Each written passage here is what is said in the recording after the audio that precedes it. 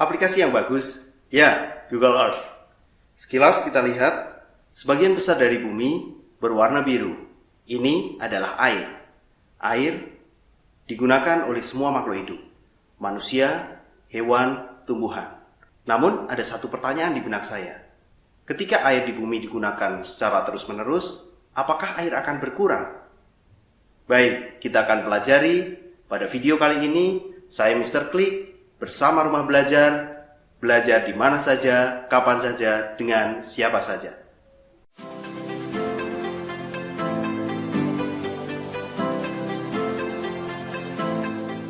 Bersama Rumah Belajar, belajar di mana saja, kapan saja, dengan siapa saja.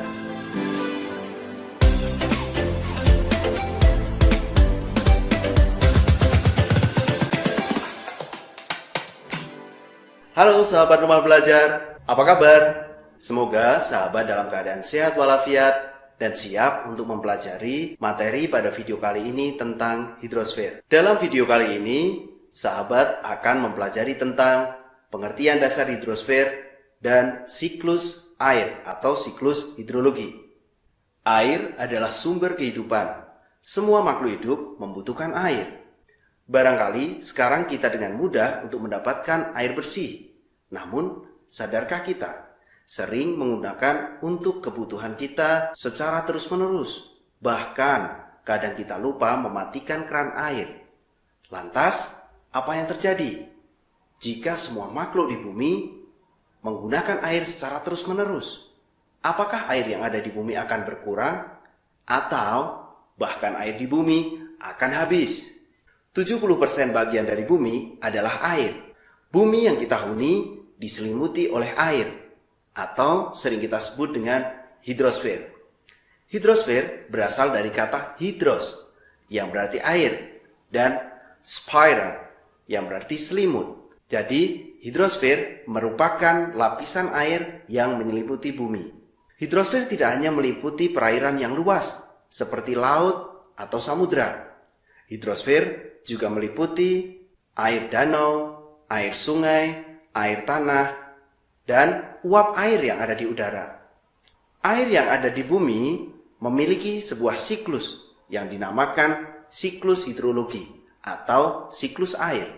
Apa itu siklus air? Siklus air adalah perputaran air secara terus-menerus dari bumi ke atmosfer dan kembali lagi ke bumi. Siklus air merupakan daur ulang air yang terjadi secara terus-menerus. Ada 3 jenis siklus air, yaitu siklus pendek, siklus sedang, dan siklus panjang. Oke, yang pertama kita bahas adalah siklus pendek. Air mengalami evaporasi, yaitu menguap menjadi uap. Uap yang tertiup angin lalu mengalami kondensasi, yaitu berkumpul dan membentuk awan sambil naik ke atmosfer. Awan yang di atmosfer semakin besar. Awan yang semakin besar mengandung butiran-butiran es yang terbentuk di dalamnya. Butiran es itu tercipta karena awan tersebut berada di atmosfer yang suhunya rendah daripada di daratan. Pada akhirnya, angin tidak kuat meniup awan karena semakin besar dan semakin berat, membuat butiran-butiran es tersebut jatuh kembali. Butiran es berubah menjadi butiran air dan jatuh kembali ke laut.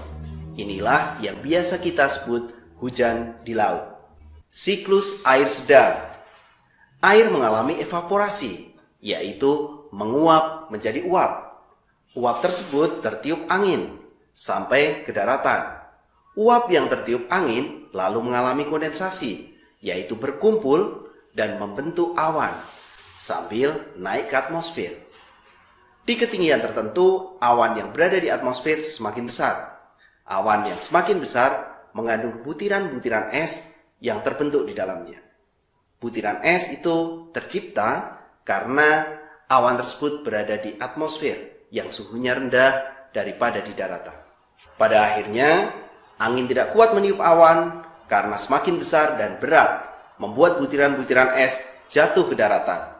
Butiran es berubah menjadi butiran air yang biasa kita sebut hujan. Air hujan mengalir lewat sungai dan juga diresap oleh tanah, lalu menjadi air tanah. Inilah yang disebut persediaan air bersih alami. Yang ketiga adalah siklus air panjang.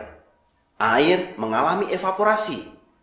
Uap tersebut mengalami sublimasi dan tertiup oleh angin menuju ke daratan. Uap yang tertiup angin terhalang pegunungan dan menjadi sebuah gletser. Gletser tersebut mencair karena terpapar sinar matahari dan menjadi butiran-butiran air.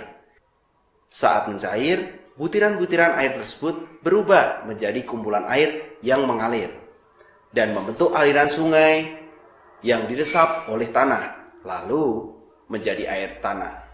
Jadi kita tahu bahwa siklus air ada 3, siklus air pendek, siklus air sedang, dan siklus air panjang.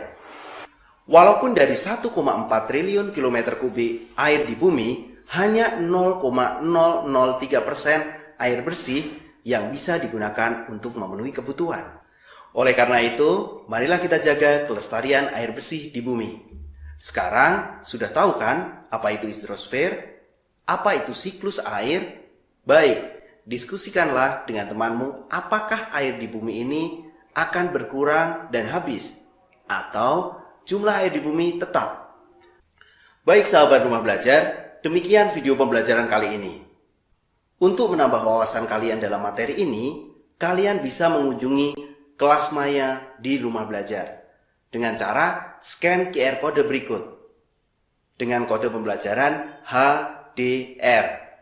Saya Mr. Klik bersama rumah belajar, belajar di mana saja, kapan saja, dengan siapa saja.